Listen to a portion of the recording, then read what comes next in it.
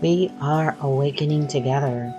This is our weekly gathering we hold online. For more information, visit our website, awakening-together.org. We'd love to see you there. Good morning, good morning, good morning, beloveds. And thank you so much, Dawn, for the compliment this morning. Welcome, as Dawn mentioned, to the sanctuary. Welcome to the month of November. Hopefully everyone enjoyed their extra hour of sleep this morning. So yes, absolutely. We are here for our very first gathering of November. Now is the time in the gathering where we greet one another. So I'm going to release the mic and ask Dawn to play our opening song, please. All right. Thank you so much, Dawn. Yes, it is good to see everybody in the chat room.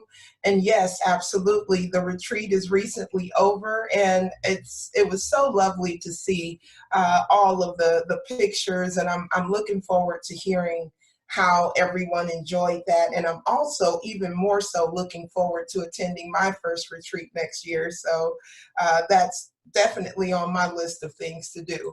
So let's get into the announcements then for this week. That brings us right up to our announcements this week. And the first announcement is actually about the fall retreat. It is over. I'm told again that everyone really enjoyed being together for both the spiritual deepening and for fun fellowship. We will have the opportunity to hear from some of the retreat participants as they share during their teaching time in the sanctuary, and as they share articles about their retreat experience on the Awakening Together website. Those of us who weren't able to go to the fall retreat are looking forward to hearing what they have to share about the retreat. Regina will also post pictures on the website, so watch for those too. Now that the fall retreat is over, the sanctuary and gentle healing have returned to their normal scheduled times. All right, so next up, you can preview a list of Awakening Together's 2020 retreats on the Awakening Together website at awakening-together.org. Look under retreats and classes on the retreats menu.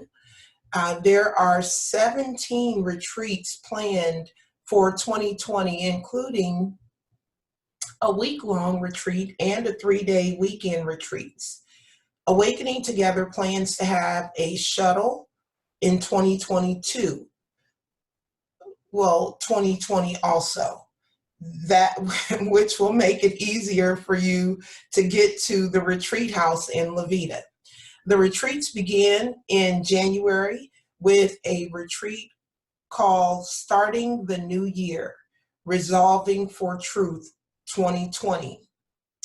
2020 retreats are not open for registration yet, but you can look them over and see which ones might interest you. All right, so next there is one more Awakening Together retreat at the retreat house this year. That's the Freedom from the Ego retreat from December 9th through the 13th. At this retreat, you will become familiar with unconscious ego messages that you may not have noticed yet, and therefore listen to without awareness. Becoming aware of those unconscious messages gives you the opportunity to disregard them. This 5-day retreat is led by Regina Dawn Akers, and to learn more and to register, go to awakening-together.org. Look under the retreats and classes menu there. All right, yes, if you will, thank you, Dawn. If you would please join me for prayer.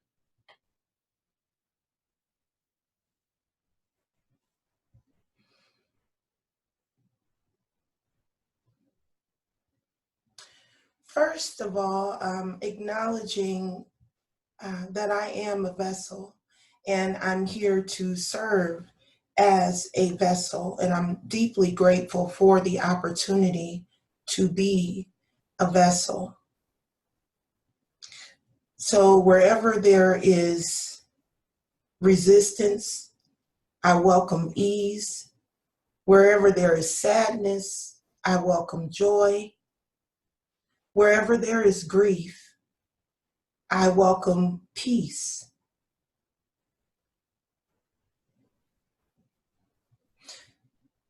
And I give thanks for each and every person here today listening.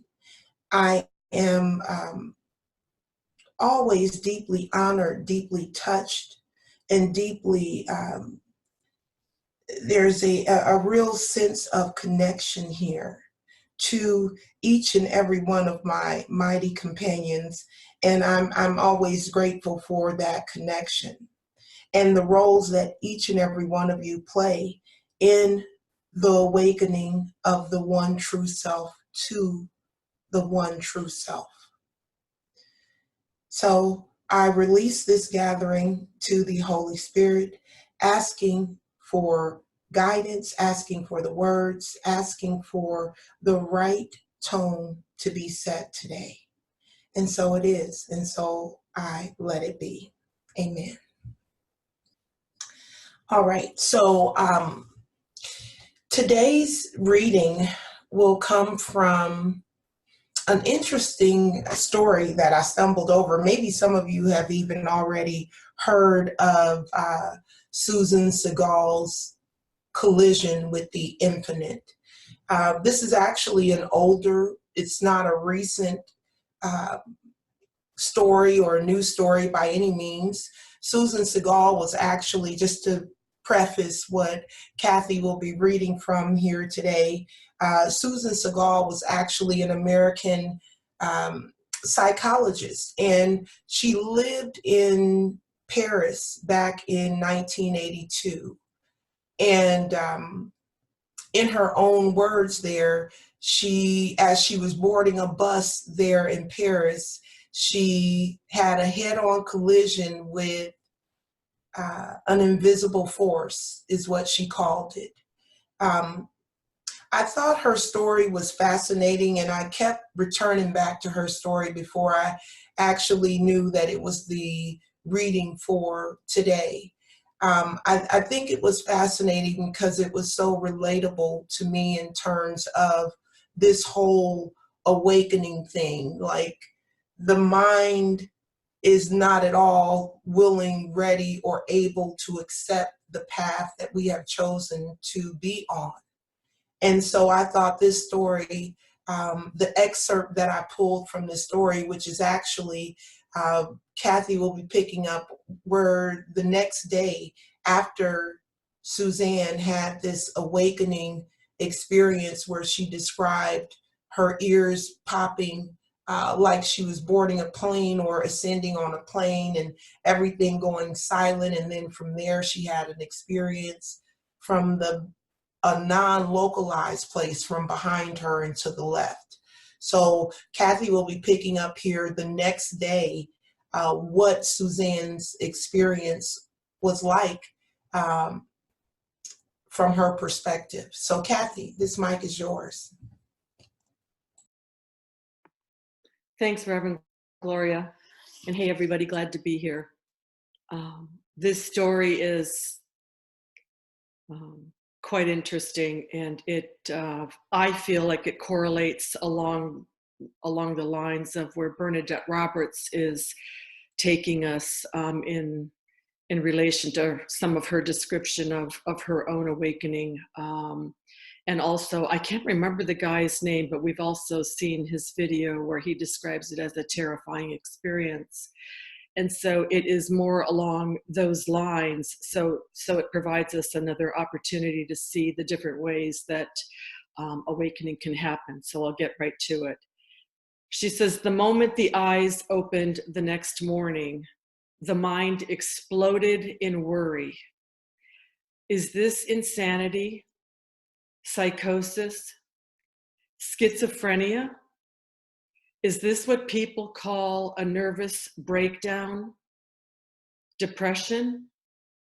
What had happened, and would it ever stop?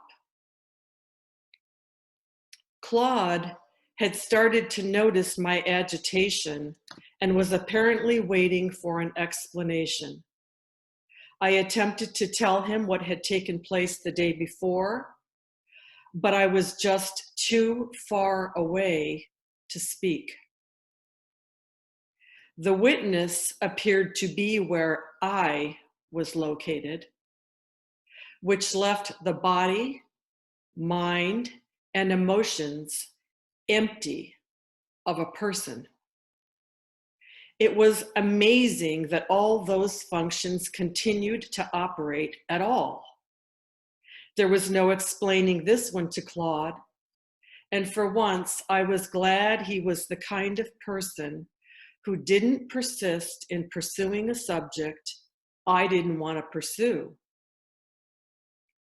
The mind was so overwhelmed by its inability to comprehend the current state of existence that it could not be distracted. It remained riveted to the incomprehensible, unanswerable quandaries that were generated in an unbroken stream out of this witnessing state of awareness.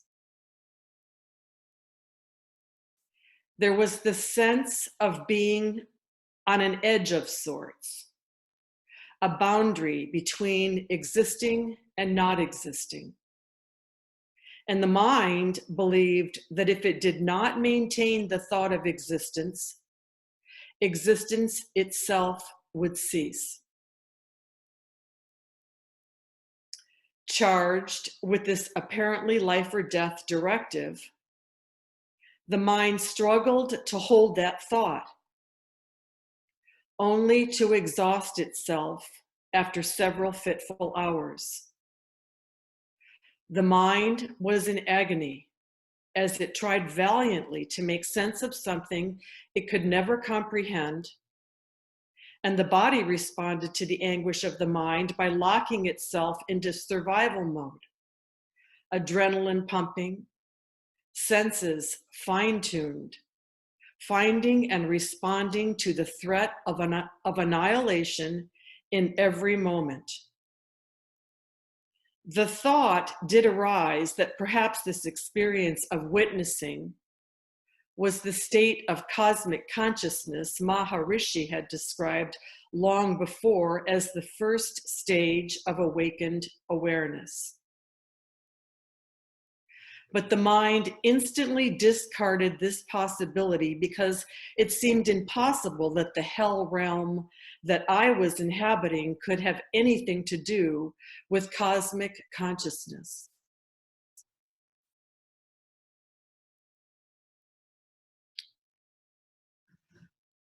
The witnessing persisted for months, and each moment was excruciating. Living on the verge of dissolution for weeks on end is stressful beyond belief. And the only respite was the oblivion of sleep, into which I plunged for as long and as often as possible. In sleep, the mind finally stopped pumping out its unceasing litany of terror, and the witness was left to witness an unconscious mind. After months of this mystifying witness awareness, something changed yet again. The witness disappeared. This new state was far more baffling and consequently more terrifying than the experience of the preceding months. One might imagine that a great weight would have been lifted when the witness disappeared, but the opposite was true. The disappearance of the witness meant the disappearance of the last vestiges of the experience of personal identity. The witness had at least held a location for a me, albeit a distant one. In the dissolution of the witness, there was literally no more experience of a me at all. The experience of personal identity switched off and was never to appear again. The personal self was gone, yet here was a body and a mind that still existed, empty of anyone who occupied them.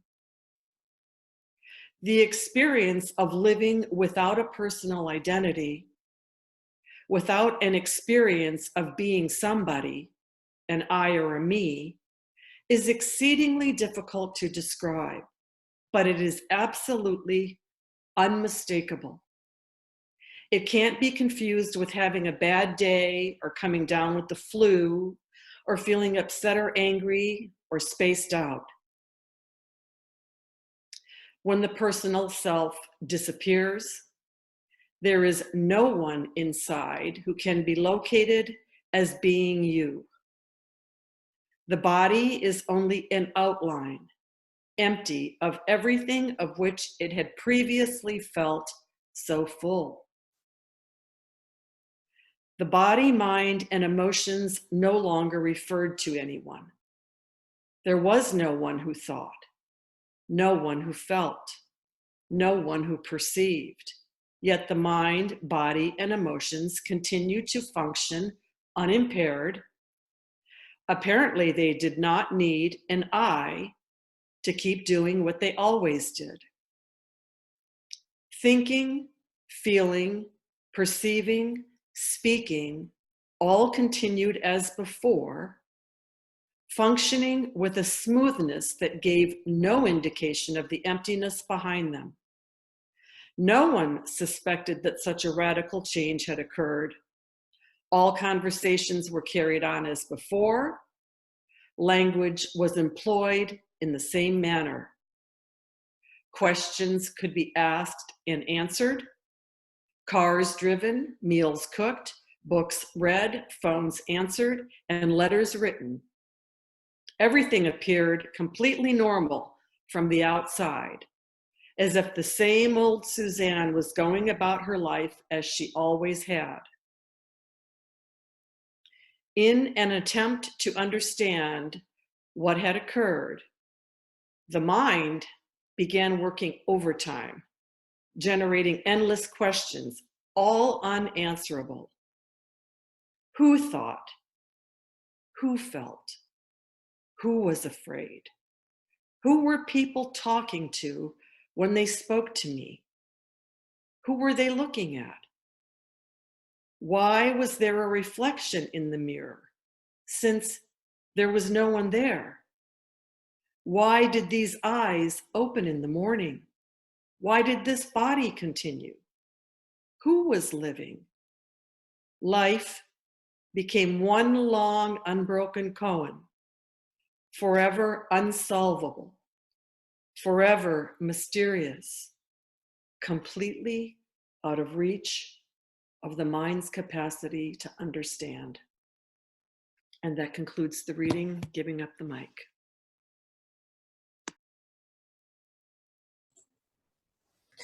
All right. Thank you so much, Kathy, for reading that very well. And as you were reading through that, what came to mind that hadn't come to mind before, as I've read through it several times, was chop wood, carry water. All right. So I did notice while she was reading that I skipped right over our statement of purpose at the beginning. I haven't actually been up to speak in a while, so I guess I'm a little rusty in that area. So let me double back and give you our statement of purpose. We are an assembly of equals joined in common purpose, awakening to one true self within an appearance of many faiths, many cultures, and many symbols. We seek to discern one truth and to rest in its embrace. Also, the core value that this sharing today will attempt to highlight is core value number 3. We accept one true self, which is one presence or being, non-dual, without beginning or end, and absolutely changeless. We live this value by practicing letting go of the belief in the individual self as who we are. All right, so now that we have all of that squared away nicely, let's get into today's sharing. The title of today's sharing is Awakening Through the Storm.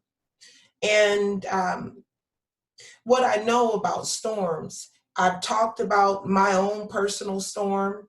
I've heard other speakers share to some degree about the storms that they too have experienced. And I don't even want to say on this path, on this journey. To me, what I've come to understand is a storm is just a very impersonal, it highlights our experiences here. Experiences that are constantly changing, circumstances that are constantly changing, people coming and going. And because of our attachment to the personal self as who we are, we take those experiences, those occurrences to be reality, real. And as a result, we suffer, in some cases immensely, because of the experiences that we've had or that we're having. So, and today's reading, to me, captured that whole thing that, you know, we hear so much about awakening, all the good that will ensue, our ability to stand in the face of storms and trials and tribulations and not be affected by those occurrences. Those are all beautiful, glorious reasons to awaken. But at the same time, I'm deeply inspired to also include the fact that it may not always be roses, right? It tests everything. It goes against everything that you believed in most cases up until now. So and that's the mind, right? The mind is there to protect, to serve and protect us. It's there to keep us safe. And by us, I mean itself. You know what I mean? The ego. It fears annihilation. It does not and cannot understand this path that we're on and this journey that we're growing through. The mind's primary goal is safety. It doesn't, and it needs those stories, all the stories that we've told our mind about, well, this must be the reason why this is happening. The mind needs those stories because those stories are what lets the body know what chemicals to release, right? So if the mind is there is going to make sure that it stays safe, then it needs to make sure that the body is receiving the proper signals for the proper chemicals, and that's done through the stories. So if I'm telling myself a story about how awful this thing is going to be, or how awful that person is, then the body is naturally secreting whatever chemicals it needs to excrete to keep the body safe, right? Because that's the mind's primary goal, is to stay safe. And wherever there are missing pieces, where the mind doesn't clearly say, well, this means this, and, you know, has these solid conclusions, right? If it's not able to come to a solid conclusion based on what it knows, it will literally add things to the mix, right? So anywhere where there's missing data, the mind is going to add its own, you know, ideas, beliefs, to whatever's occurring. So then you have a complete mixture of unreality right there at that point. You know, it's, you know, it could turn into something completely different.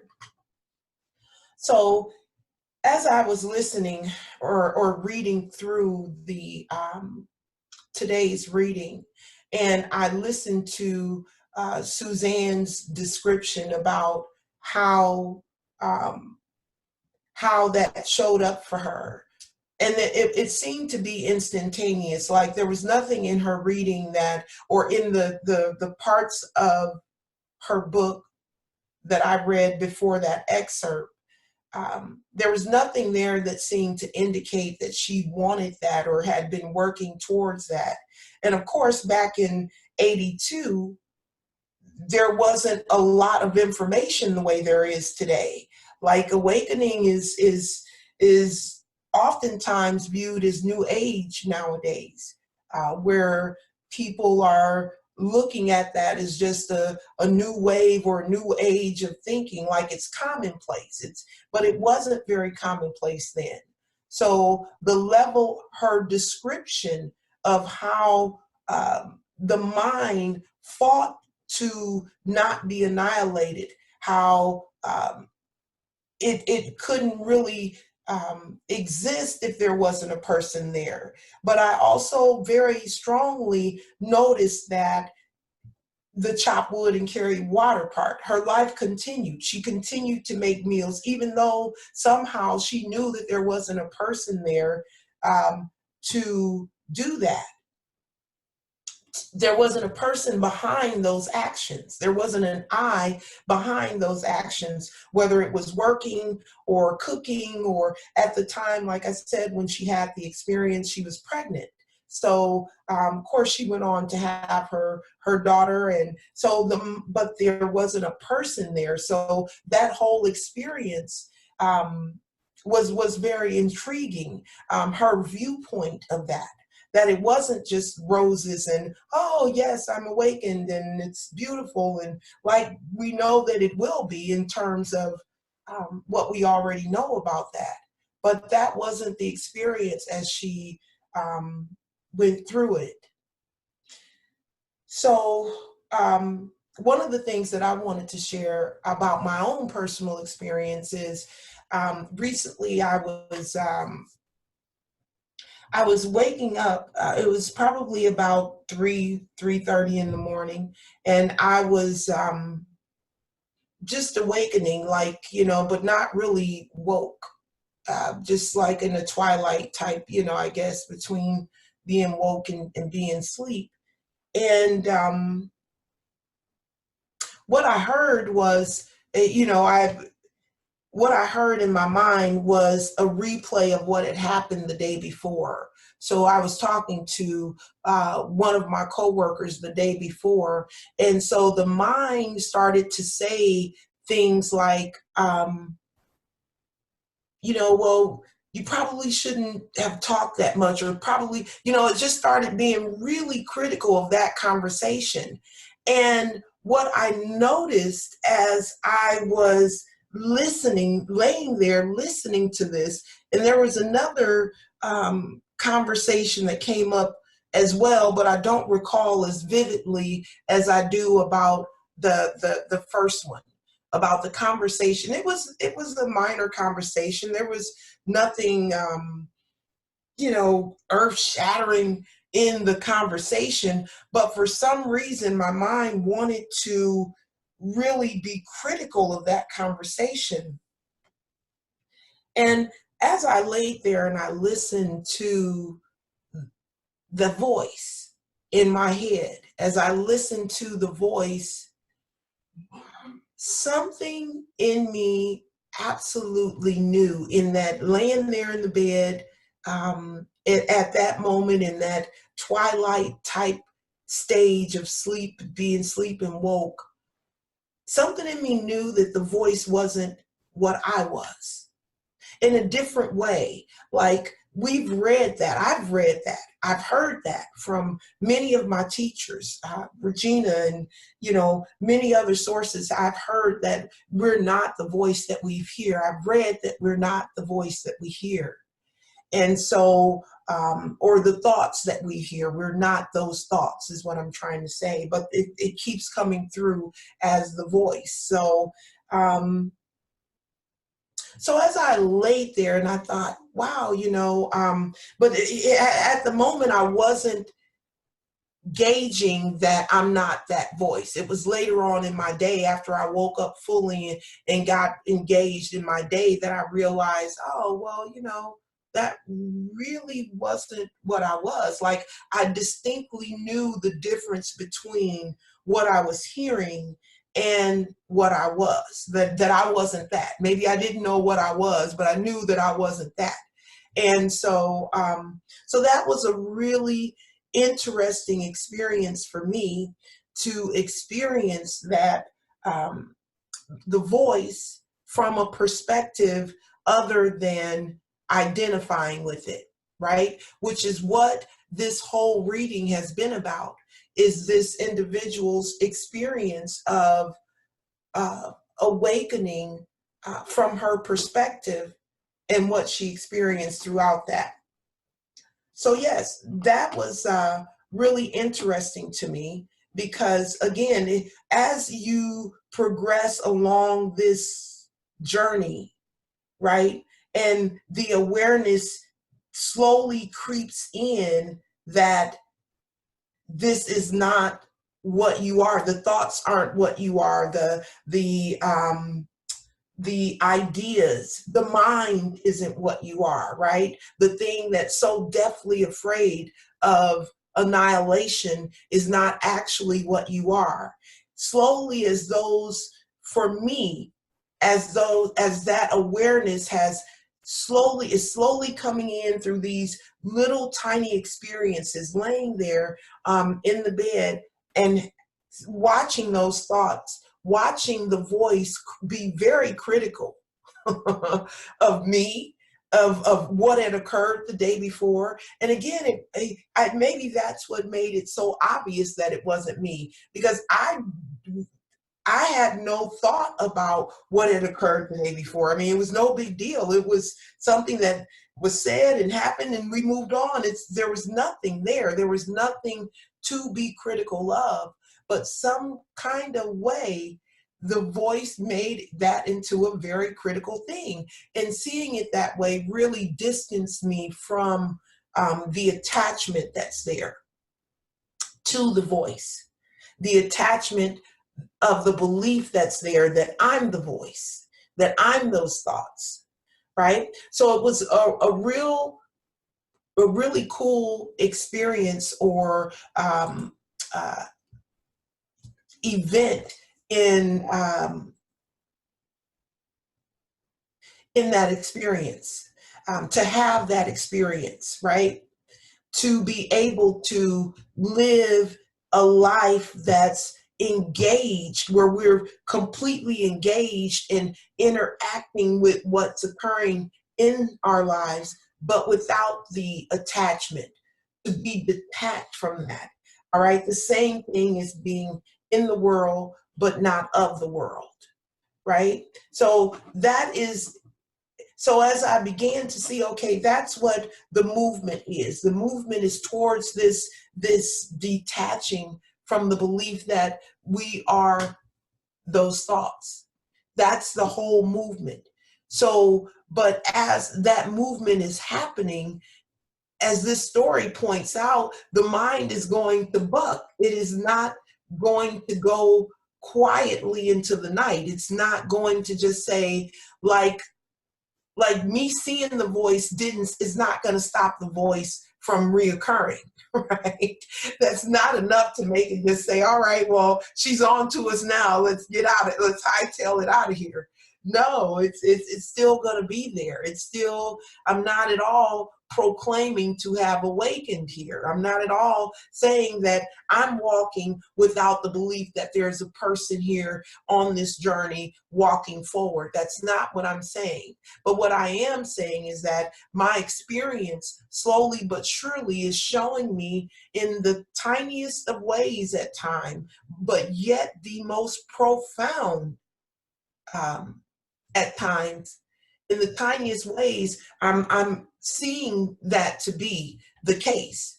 And every time that occurs, there's a little less believing that's happening. There's a little less attachment to this life, to the person that I believe is here making any choices or decisions or has any ideas. So as that subtly is happening behind the scenes, I find that as I'm moving through my day, as I'm interacting with people and in circumstances and situations, I'm not nearly as inclined to attempt to control anything. Like there's a movement towards understanding that there's not someone behind the curtain pulling the strings here, you know? So there's much more a relaxed way of being. And again, it's not to a point for me where I'm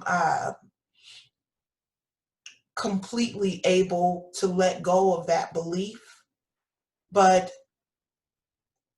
what comes to mind is the story that Regina has told before about poking holes through the fabric, poking holes through all of that whole veneer of beliefs and ideas that the mind actually needed to stay safe. So there's not any judgment here about those beliefs, about those ideas. I get that it's a safety mechanism that the mind absolutely wants to protect what it thinks is real. So, yeah, pushing through the veil, poking holes in that dark curtain of belief, and just laying there that night listening to that voice. And you know, thinking if I'm thinking that the voice is critical, then that can't be coming from me, because if I knew better than that, I wouldn't do that, right? So yeah, that's been a big part of my journey, and I haven't, and the pain, the storm, is oftentimes the catalyst. Like my experience has been like the pain that occurred prior to those little events that are happening, or those little occurrences that are showing me what's real and what really isn't. Like the dark night of the soul occurred before that. Like in this instance, I see in this story, it's happening while she's awakening, right? And so that I see that variation as well, because as it's occurring and as those little things are as I'm beginning to experience those little things, I'm welcoming those. I'm like, okay, yeah, that's good. I want to let go. I want to detach from what I believe is you know, from the falsehood that I am those thoughts, right? It's welcomed, in other words. So that could also be from the fact that Suzanne's story, again, is from 1982. There wasn't a lot of knowledge around it. And then in addition, she was a psychologist. She was taught to watch for certain things. And as you saw at the beginning, or as you heard at the beginning, when Kathy originally started reading, she was asking questions like, is this schizophrenia? Is this depression? Am I having a nervous breakdown? Because she was comparing it to her knowledge base about mental illness. Surely she had probably treated and seen cases where people were mentally ill. And perhaps some of the things that she was experiencing, especially the thing about feeling that she was non-localized and there was, you know, she was back into the left of herself. And I've had that experience. I really have. I have had that experience of feeling that non-localized presence you know, that's just not a part of what I would consider the body. Like it's like, right, you can't really reach back to that place, and it seems like it's far away, but it's not. But anyway, she was probably comparing that to her experience as a psychologist and the cases that she had already seen. And because awakening wasn't a goal of hers, it doesn't appear to be something that she had studied the way we're doing. Becoming awakening together ministers, there's a lot of teachings, religious teachings from different religions that we experienced and we learned about in becoming awakening together ministers. So I feel that I have a different set of my experiences there, different than hers. Maybe she didn't have all of that background information going on to help her to know what she was looking at when it showed up, versus I feel that I have been exposed to a lot of different information, a lot of different teachings that have helped me to wade through some of the stuff that I'm experiencing. For example, the story that I just told about laying in the bed, if I had not already had some knowledge about the fact that I'm not those thoughts, then perhaps I would have thought I was going crazy too. And don't get me wrong, as you're going through that dark night of the soul that I've talked about and that many of us have experienced, you do feel like you're losing it. Like, am I losing my mind? Am I going crazy? There's that is definitely a part of that. I've certainly experienced that, like it feels like you're losing it when in reality you are indeed losing your mind, but in a good sort of way, not in the bad way where, you're going to need a straitjacket or anything, So yeah, that's pretty much been my experience. And I thought it was just fascinating for us to look at the experience of awakening through more of a lens than just, and not to say that we only talk about the good, because I've heard many, many people here share that what their experience has been like. And very often those have been sad or not so pleasant experiences. So I'm not saying like we're glossing over the awakening experience by any means. My only goal is it's not even a goal. My only idea here is to give a big picture about the process of awakening.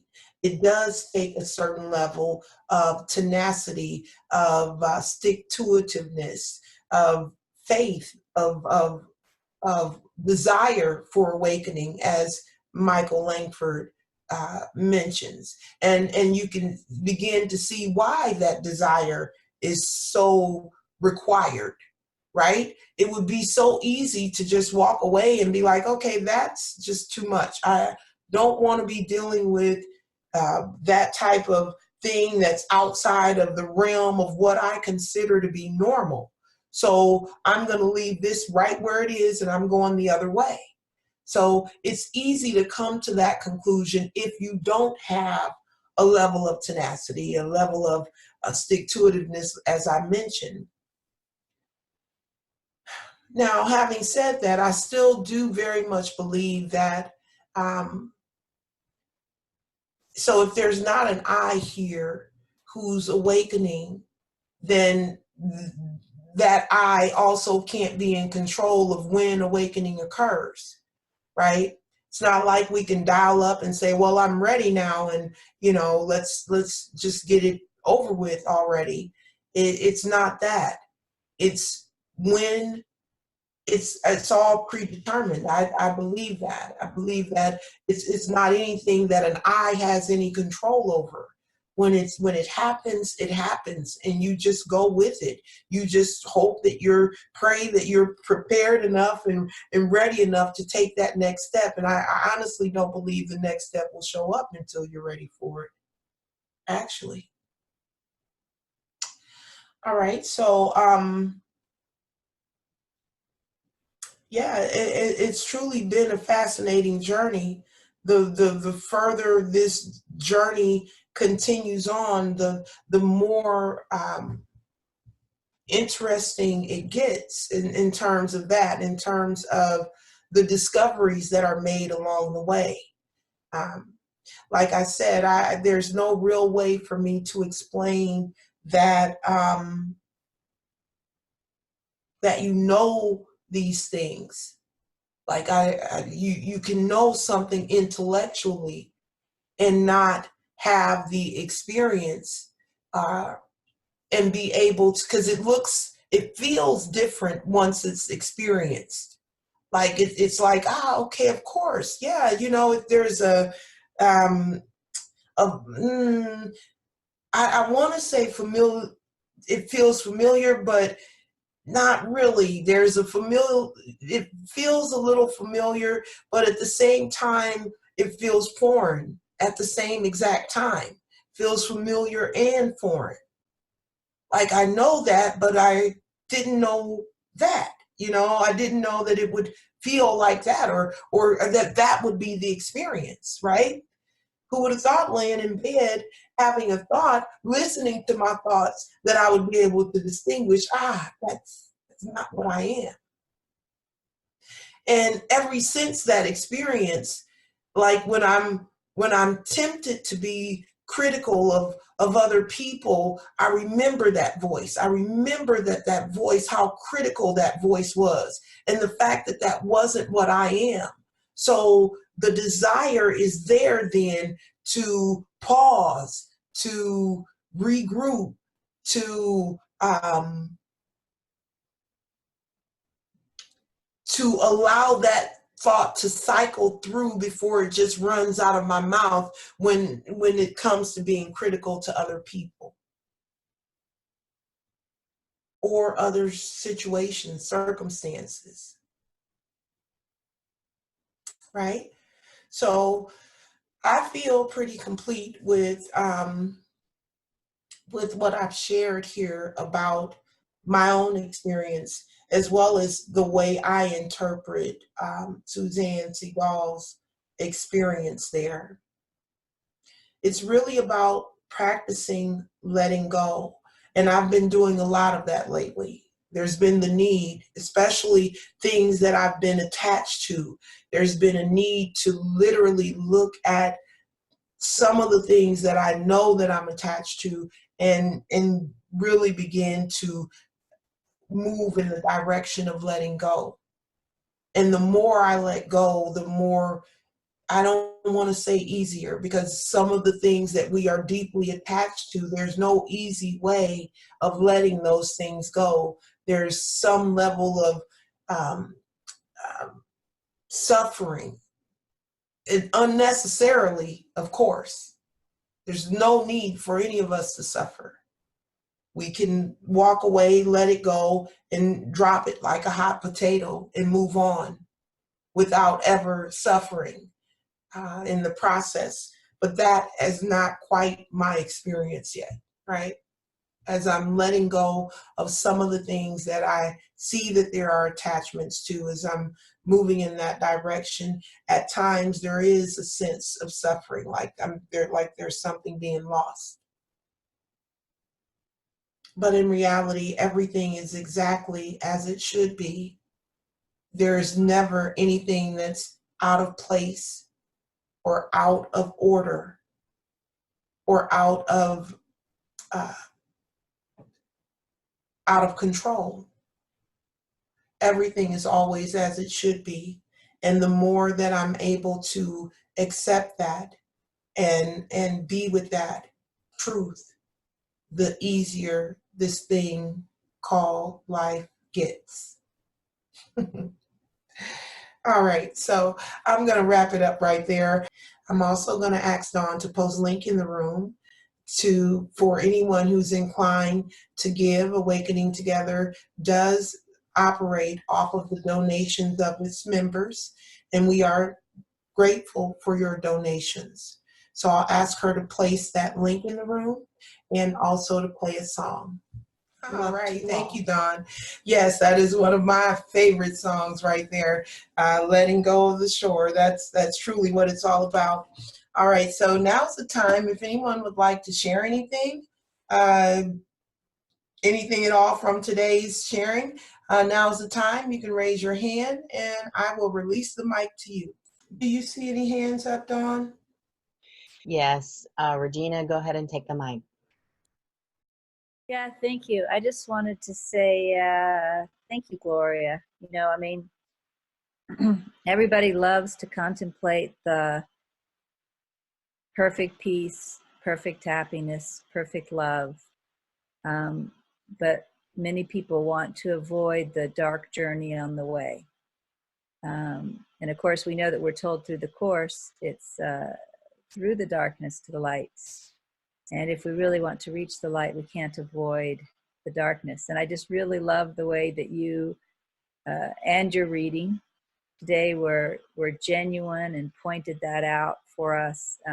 And I just think it's important that we all accept the journey as it is. And I agree that if we know that's how it is, if we have some idea that's how it is, we can actually go through it with less fear. We can accept it as normal.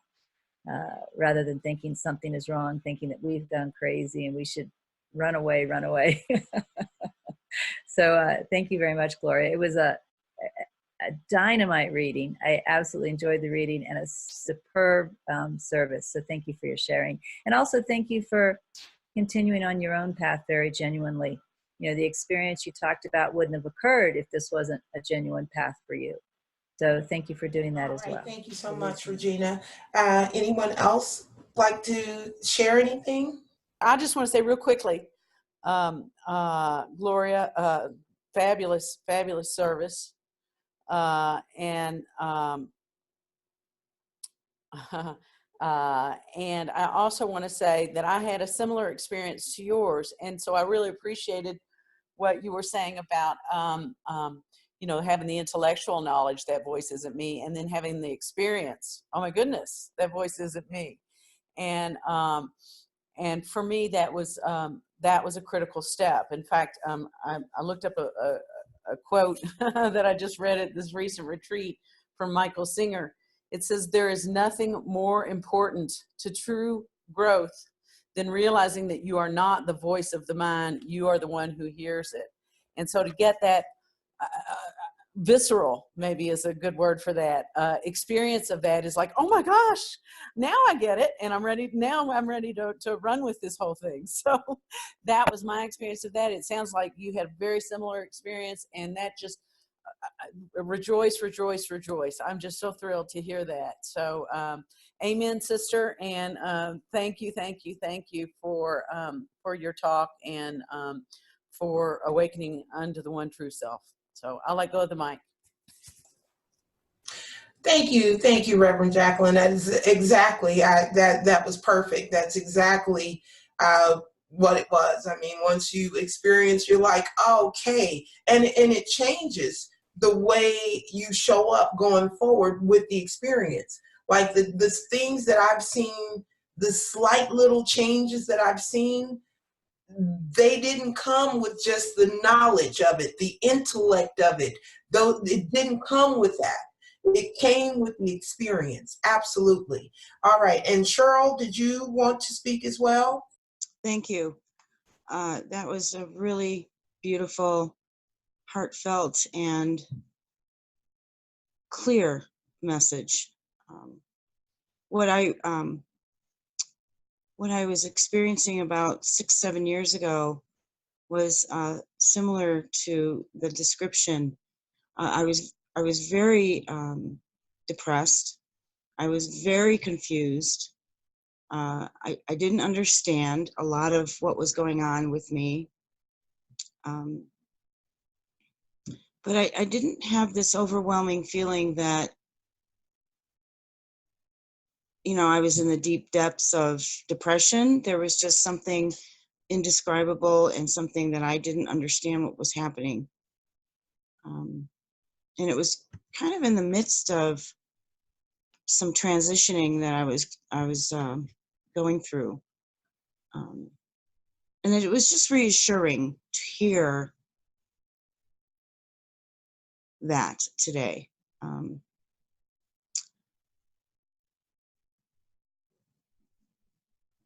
There's also some things that had gone on over the past few weeks that are that's really very clear to me that that's not what I want to do. And it feels so good for me to get so clear about this, that I am willing to just be completely honest about it. So I'm going to share that with my advisor, Regina, tomorrow. And I will get clear direction on how to go forward. And I'm really appreciative of being in this environment so that I can get that clear that what is not in my best interest or the best interest of this retreat house. It was so powerful for me to get that clear. And it was kind of a very profound experience for me yesterday. Yeah. So I'm just so glad that we have this, we have this opportunity to get, because I was feeling, a lot of darkness yesterday. So I just allowed myself to feel it. And I just kept asking, what is going on? What's happening? I want this to come up so that I can work through this. And what I realized is that I have been making certain decisions that are not in my best interest.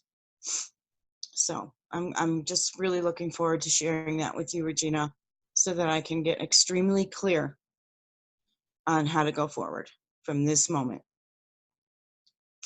Love you all. Love you too, Cheryl. And thank you. All right, so that is going to wrap up our weekly gathering. Thank you for watching. This was our weekly gathering that we hold online. For more information, you can visit our website at awakening-together.org, or you can subscribe to our Awakening Together channel and click the bell for more notifications when we post our weekly gatherings. Thank you again for watching.